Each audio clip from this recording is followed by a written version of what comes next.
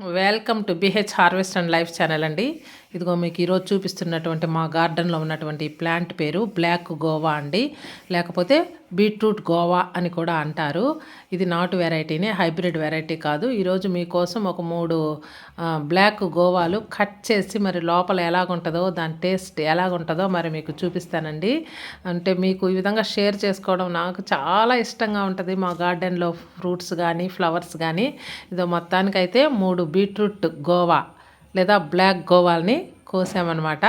మీకు కట్ చేసి చూపిస్తాను చూడండి. ఇదిగో కట్ చేసి ప్లేట్లో పెట్టాను. ఎలా ఉన్నాయండి? అంత బీట్రూట్ లాగా లేవు, అచ్చం అలాగే ఉంటాయి చూడడానికి. అయితే టేస్ట్ దగ్గరకు వస్తే అండి, ఈ టేస్ట్ అనేటువంటిది ఎట్టుంటుందంటే అన్ని జామల కంటే చాలా వెరైటీగా ఉంటుంది ఈ టేస్టు. చక్కెర, తేనె, బెల్లం అన్నీ కలిపి ఒకేసారి తింటే ఎలాగుంటుందో అలాగుంటుందండి ఈ టేస్టు.